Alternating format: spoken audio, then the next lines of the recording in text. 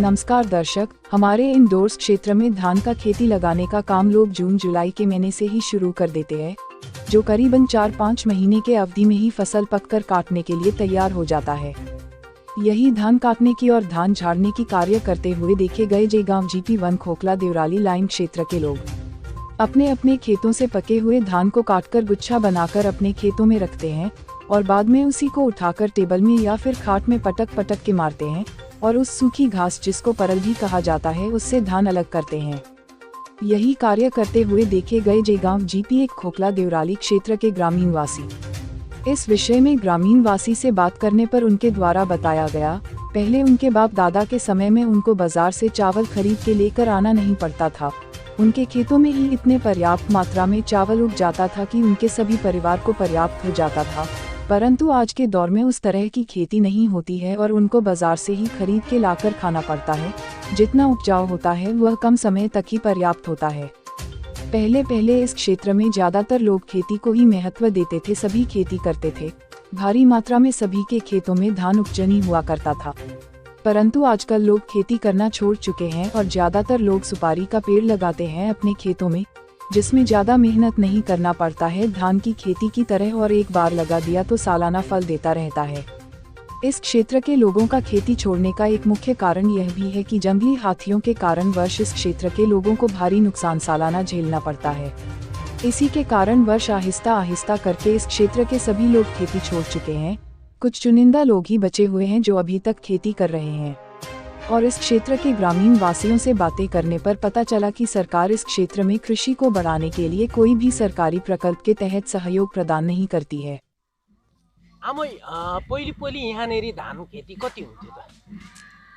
सालभरिलाई पुग्थ्यो नि। अब हात्तीले खाएर सकिदिइहाल्छ, अन्त के गर्ने, त्यही उही पहिलेको जस्तो उब्जनी हुन्छ? हुँदैन है। गुवा त भाँचेर सकिसक्यो। घर परिवार यो खेतीले चल्छ अहिले? कहाँ चल्छ हौ, चल्ने भएदेखि किन कन्ट्रोल दोकानमा रासिन थाप्नु जानु, किन बिजुरको दोकानमा झोला थाप्नु जानु। यो अहिले तपाईँको जुन चाहिँ धान खेती गर्नु हुँदैछ, चामलहरू यहाँबाट उब्जनी हुँदैछ, यसले कति महिना जस्तो पुग्ला? त्यही 4-5 महिना। 4-5 महिना। कति मजाले दुःखले बुढाबुढी मात्रै छौँ नि त अहिले। अहिले पहिलेको जस्तो यहाँको मान्छेहरूले खेतीहरू गर्छन्? तर हात्तीले एउटा केही राख्दैन। पहिलेको जस्तो हुन्छ? हुँदैन पहिलाको जस्तो। यो माथिको धुलोले हो कि केले हो, पहिलेको जस्तो हुँदैन नानी। हात्ती कतिको आउँछ त? हात्ती त अब दिन बिर्दैन नि। आज बिहान पनि उताबाट खेदाए, हिजो यतैबाट खेदाए, उहाँ पर गएर हेऱ्यो भने पाइला पनि छ, उता गएर हेऱ्यो भने गुवा भाँचेको पनि छ। भनेपछिदेखिलाई अहिलेको समयमा तपाईँको खेतीमा खालि अलिअलि उयो दुःख मात्रै, गाई गोरुले अलिअलि परल हुन्छ, यसो दुःखमा खोले खानुहुन्छ भनेर मरिहत्तै गरेको नि। हजुरको नाम के पर्यो?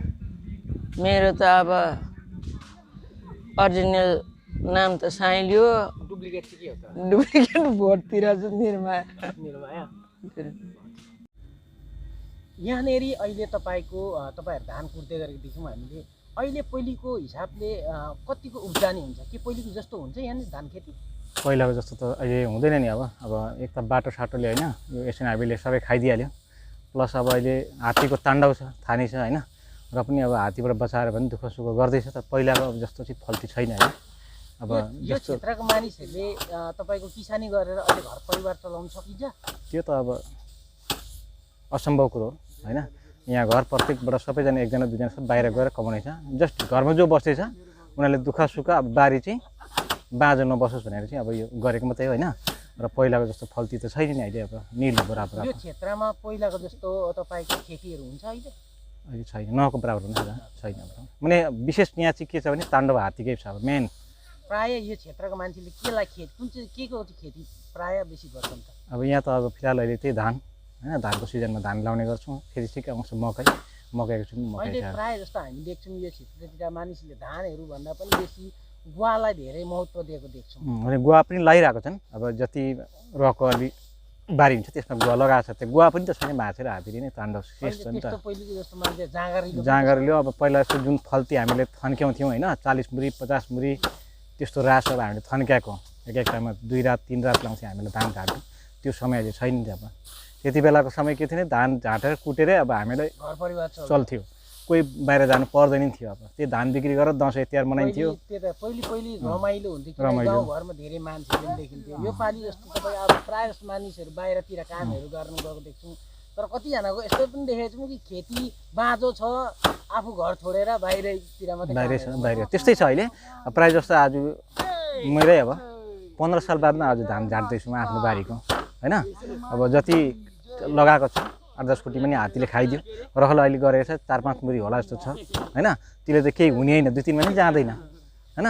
तर आज 10-15 साल बादमा आज हामी धान झार्दैछौँ। यो क्षेत्रको किसानहरूको लागि यहाँका हाम्रो लोकल एडमिनिस्ट्रेसन भनौँ ब्लकको अधिकारीहरूले के चाहिँ सहयोग पुर्याउँदैछन्, के गर्दैछन्? अहिलेसम्म फिलहाल त त्यस्तो अब कुनै किसिमको एग्रिकल्चरबाट त आएको छैन होइन। दुःख सुख आउँदैछ, धान सान बिजनहरू दिन्छ होइन, गर्छौँ। तर अब हेर्नु चाहिँ आउँदैन क्या उनीहरूले कस्तो के हो त्यस्तो किसानीलाई बढोत्तरी गर्नुको लागि त्यस्तो केही पनि छैन अहिलेसम्म। अब सायद होला पनि, तर अब हाम्रो यहाँको अब भनिदिउँ न अब लोकल जति नै हाम्रो लिडरहरू छन्, नेताहरू छन् होइन, या मेम्बर भनौँ जो पनि छ, अहिलेसम्म त्यस्तो अब आएर यहाँ त्यस्तो हामीलाई सहयोग दिएको पनि छैन। जति छौँ अब यहाँ हामी नै जागरुक भएर नि गर्दैछौँ। तपाईँलाई के लाग्छ यसरी खेती आउने दिनमा पनि अरू पिँढीहरूले तपाईँको जेनेरेसनहरूले यसरी गर्ला नि त? अब जति हाम्रो पिँढी छ अहिले यति नै हो। अब यहाँ उँधोकोले चाहिँ गर्ला भन्ने छैन, कसैलाई थाहा पनि छैन पराल कस्तो हुन्छ, धान कस्तो हुन्छ होइन, त्यो छैन। सबै बाहिर गएर कमाउँछ सबै त्यही हो अहिले। हजुरको नाम के? मेरो नाम भूमिराज छेत्री है।